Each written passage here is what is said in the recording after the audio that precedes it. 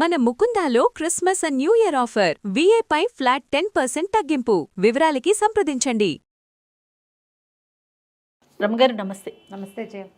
రమగారు, పుట్టింటికి వెళ్ళి వచ్చేటప్పుడు తెచ్చుకోకూడని వస్తువులు ఏమైనా ఉంటాయండి? ఇవన్నీ సిద్ధాంతాలు కదా జయ, ఎవరిళ్లలో వాళ్ళవి. ఒక్కొక్క చోట ఇది సరే అంటారు, ఒక్కొక్క చోట అబ్బే అది కాదంటారు. ఓకే. అన్నిటికీ ఒడి నింపేటప్పుడు అరటిపళ్ళు పెట్టకూడదంటారు కొంతమంది, పుచ్చకాయ పెట్టకూడదంటారు కొంతమంది, అది పనికిరాదు. ఈ ప్రాంతాల్లో కొన్ని, ఆ ప్రాంతాల్లో కొన్ని. మీకు తెలిసినవి మీరు అవలంబించేవి ఏమన్నా ఉన్నాయా? ఉంటాయి. జనరల్గా పుట్టేళ్ళ నుంచి కొన్ని తీసుకురాం. మామూలుగా పెళ్ళప్పుడే మనకి రోలు, రోకలి, తిరగలి అలాంటివి ఇస్తారు. అవును. కొత్తవి వాడినవి ఇవ్వరు, ఇంట్లో ఇవ్వరు. కొత్తవి పెళ్ళప్పుడే ఇచ్చేస్తారు, సారితో పాటు పెడతారు. అవును. రోలు, రోకలి, తిరగలి, సానా కదా, కొన్ని వస్తువులు పెట్టేస్తారు. చేట, జల్లెడ పెట్టరు. అలాంటివి తెచ్చుకోకూడదు పుట్టింటి నుంచి.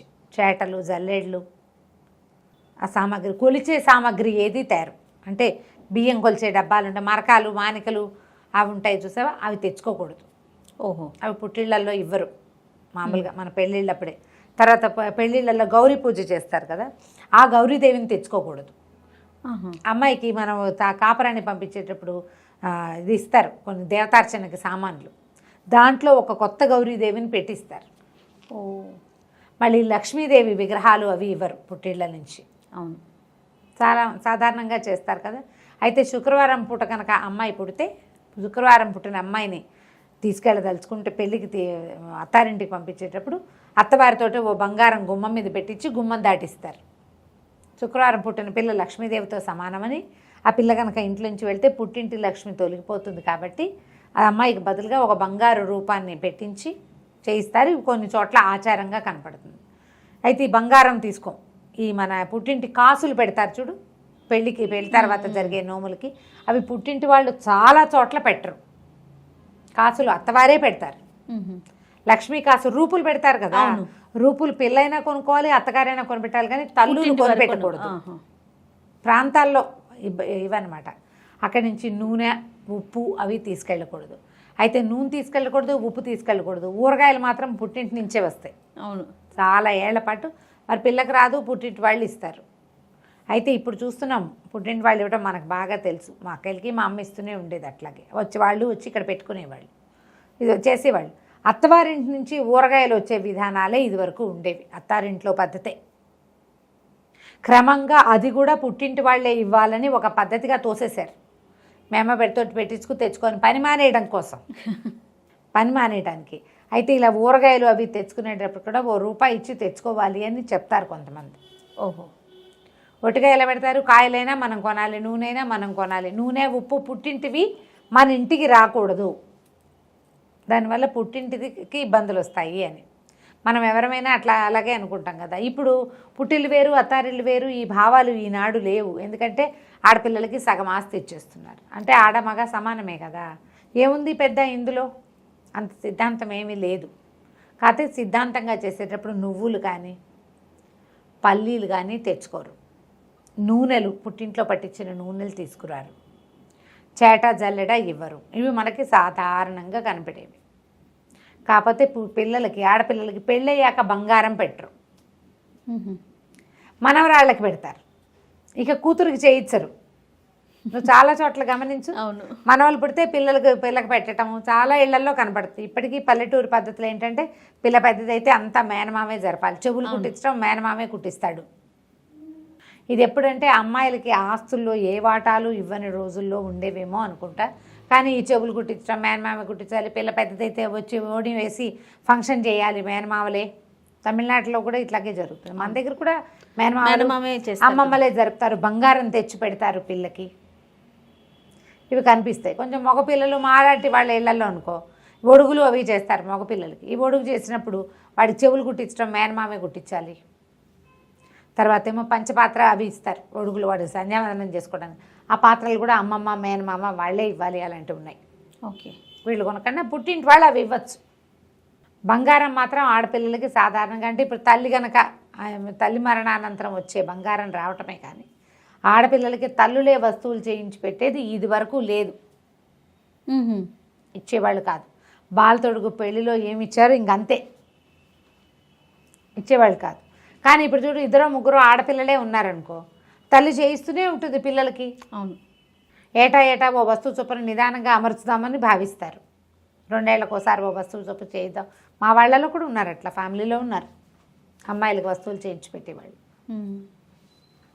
చాలా శ్రద్ధగా 3 అమ్మాయిలు ఉంటే చక్కగా ముగ్గురికి ముచ్చటగా 3 రకాల వస్తువులు. ఏదైనా బంగారం కొనటమంటే దాన్ని 3 భాగాలు చేసి, సిద్ధాంతాలు మరి వాళ్ళు ఎవరి పద్ధతులు వాళ్ళవు కదా, కొన్ని చాలా సరదా కొలుపుతాయన్నమాట. ఎంత చక్కగా చేస్తారు, చెప్పుకునేటట్టుగా ఆవిడ ఎంత బాగానో చేస్తారు అని. మా పిన్ని ఒక ఆవిడ చేస్తారు అట్లా చాలా శ్రద్ధగా. వాళ్ళు ఏదో ఇల్లు డెవలప్ చేశారు, అందులో నుంచి కూడా అమ్మాయిలకు ఆస్తులు. మరి ఇప్పుడు ఈ కాలం మారింది కదా, అప్పుడు ఇంకా పుట్టిన నుంచి తేకూడదు అలాంటివి అయితే ఉండవు.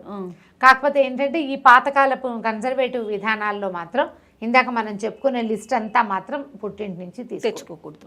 పెళ్ళప్పుడే మంచాలు ఇస్తారు. తర్వాత మళ్ళీ చంటిపిల్లకు మంచం అని ఇస్తారు, చంటిపిల్ల సారతో పాటు. ఇంకా తర్వాత పుట్టింట్లో వాడిన మంచాన్ని తెచ్చుకోకూడదని సిద్ధాంతం. వాడబడుతున్న వస్తువుల్ని తేకూడదు. ఇప్పుడు ఎట్లా మానేస్తాము, ఇదివరకటి పద్ధతి వేరు, ఇప్పుడు పద్ధతి వేరు. మగపిల్లలు లేరు, 2 ఆడపిల్లలే. అమ్మా నాన్న కాలం చేస్తే ఆ వస్తువులని మనం వాడుకున్నా మనమే కదా తెచ్చుకుంటాము కదా. సిద్ధాంతాలు ఈ రోజున పనిచేయవు అనిపిస్తుంది నాకు. ఇప్పుడు కొన్ని మీరు చెప్పినట్లుగా ఉప్పులు, నూనెలు ఇలాంటివి అంటే ఓకే మానేయగలుగుతాం, కనీసం. కానీ ఇట్లా వస్తువులు ఆస్తి స్వాస్తి బంగారాలు విల్గారాలు ఇవన్నీ ఎలా వదిలిపెట్టుకోలేకపోతాం. ఇంకా వేరే దారి కూడా లేదు కదా. అక్కడ ఇంకో దారి లేదు కాబట్టి అందుకని ఇవేంటంటే ఈ పాతకాలపు సిద్ధాంతాలని ఎక్కువ పైకి తీసుకురాకుండా ఉండడమే మంచిది. ఏవో కొన్నిటివి పెట్టుకుందాం సిద్ధాంతాలు, చేయగలిగినవి మనం ఆచరించగలిగినవి. అమ్మా నాన్న అన్నీ సజావుగా ఉండి అన్నీ కుదిరినప్పుడు అమ్మాయిలు అట్లా పుట్టిన నుంచి తెచ్చుకుంటే వాళ్ళకి ఏదైనా ఇబ్బంది వస్తుందేమోనని అమ్మా నాన్నకి తీసుకురాకూడదు అనేవాళ్ళు. అయితే ఇందులో చాలా ఉన్నాయి. అమ్మాయిలు అంటే ఆ పుట్టింట్లో ఆడపిల్లలు కడుపుతూ ఉంటే ఇంట్లో తద్దినాలు పెట్టకూడదు, ఇలాంటివి కూడా పెడతారు. అలా ఏం ఉండదు. ఆ కూతురు కడుపుతో ఉన్న తండ్రి ఇంట్లో తద్దినం పెట్టుకోవచ్చు. వాళ్ళ ఇంట్లో ఎవరైనా మరణిస్తే ఏం చేస్తారు చెప్పు? అవును, అప్పుడు ఏం చేయలేకపోతారు కదా. ఎవరి భార్య కడుపుతోందో వాళ్ళు తలకొరివి పెట్టరు, మిగతా వారు కార్యక్రమాలన్నీ చూస్తారు. అంత పెద్ద తప్పేం లేదు. 7 నెలలు దాటాక తద్దినాలు అవి పెట్టరు. అన్నదమ్ములు ఉంటే వాళ్ళు పెడతారు, లేదా ఏ స్వయం పాకమో ఇస్తారు. ఇలాంటి సిద్ధాంతాలు ఏవో కొన్ని మనం పాటించగలుగుతాం, కానీ ఈ తెచ్చుకోకూడదు చేయకూడదు అనే సిద్ధాంతాన్ని అసలు పాటించనే లేము. పసుపు కుంకం ధారాళంగా తెచ్చుకోవచ్చు. ఈ మన ప్రాంతాల్లో తెలంగాణ ఈ వైపంతా ఒడిబియ్యం పోస్తారు. ఒడిబియ్యం తెచ్చుకుంటాం. ఒడిబియ్యం తెచ్చుకున్నాక పుట్టింటి వాళ్ళు పోసారనుకో, లేదా వాళ్ళే మన ఇంటికి వచ్చి పోస్తే ఒడిబియ్యం వండేందుకు కూడా ఒక రోజు పెట్టుకుని వాళ్ళు వండుకుంటాం.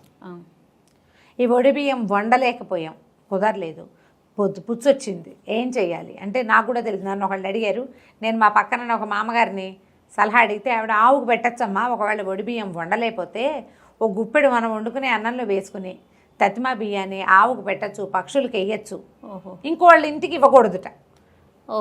జంతువులకి పెట్టచ్చు, ఆవుకు పెట్టుకోవచ్చు. ఇంకా మరి ఏం చేస్తాము, గొడ్లకి పెట్టచ్చు, అంత తప్పేమీ లేదు. ఇలా అంటే చెయ్యలేకపోతే ప్రయత్నం చేయాలట. ఎలా అమ్మాయి బాగోరి ఒడిబియ్యం పోస్తారు, పుట్టింటి బాగోరి ఒడిబియ్యం వండాలట. అది దాని సిద్ధాంతం. మా ఫ్రెండ్స్లో కూడా కొంతమంది ఒడిబియ్యం పోసినప్పుడు ఒక ప్రోగ్రాం కింద పిలుస్తారు, మళ్ళీ వండుతున్నాం అని ఇంకో ప్రోగ్రాం కింద పుట్టింటి వాళ్ళని పిలుచుకుంటారు అందరినీ. అదే పాయసం కలిసి ఉండటానికి పెట్టినవే కదా రమ్మగారు ఇవన్నీ కూడా ప్రధానంగా. అవును, ప్రధానంగా ఒకళ్ళతో ఒకళ్ళు సోషలైజ్డ్గా ఉండటం కోసం పెట్టిన సిద్ధాంతాలు కొన్ని. కాబట్టి ఒడిగంటి బియ్యము ఇవన్నీ చక్కగా తెచ్చుకోవచ్చు. జనరల్గా ఏంటంటే పుట్టింటి నుంచి ముళ్ళ చెట్లు అవి తెచ్చుకోకూడదంట. గోరింటి చెట్టు ముళ్ళ పుట్టింటి నుంచి తేవచ్చా అని కూడా అడిగారు ఒకరు నన్ను. తెచ్చుకోకూడదంటారా అనేది మీ అమ్మ ఏమైనా కన్నదే. ఆ గోరింటి చెట్టుని ఎక్కడో ఒక రెమ తెచ్చి ఈ పిల్లే పాత పెట్టిందిట వాళ్ళ ఇంట్లో, అది పెద్దదైంది, మళ్ళీ 3-4 రెమ్మలు పెడితే వచ్చింది. దానికి కూడా ఎందుకు ప్రశ్నలు వేస్తాము? పుట్టి నుంచి తులసమ్మని తెచ్చుకోవచ్చా? తెచ్చుకోవచ్చు. తులసి తెచ్చుకోవచ్చు, మొక్కలు తెచ్చుకోవచ్చు, విత్తనాలు తెచ్చుకోవచ్చు.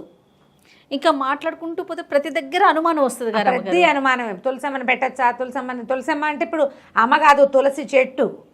నువ్వు పూజ చేస్తే తులసమ్మ పాయింట్. ఇప్పుడు 100 మొక్కలు వస్తాయి. ఆ మొక్కను నువ్వు ఒక కుండీలో పెట్టి ఆ కుండీకి పసుపు రాసి బొట్టెట్టి నువ్వు రోజు హారతిస్తే ఒక దాని మీద ఏదైనా అక్షింతలు వేసి పువ్వు వేసి పూజ చేసుకుంటున్నావు అనుకో, రోజు తులసమ్మ నైవేద్యం పెడితే ఆవిడ తులసమ్మ. అమ్మని చేస్తే నువ్వు అలా కాకుండా తులసి మొక్కలుగా ఉంచితే దానికి ఆ భయము లేదు, అనుమానం లేదు. ఆ కోట్ల నుంచి తీసుకోకూడదు. వాళ్ళు పూజ చేసుకుంటున్నారు కదా, మేమ పూజ చేసుకునే దేవుడిని నువ్వు ఎలా తెచ్చేస్తావు? అలా తేకూడదు. పక్క కుండీల్లో పడి వచ్చినా ఏమనుకో మొక్కలు అవి తెచ్చుకోవచ్చు, చక్కగా తెచ్చుకోవచ్చు, పిల్లలకి ఇవ్వచ్చు. నేనైతే మా ఇంటికి వచ్చిన వాళ్ళందరికీ తలా ఒక తులసి మొక్క తీసి ఇచ్చేస్తుంటాను. అవును, అందరికీ ఇచ్చేస్తాను. నీకు కూడా పట్టుకొచ్చాను. అదే.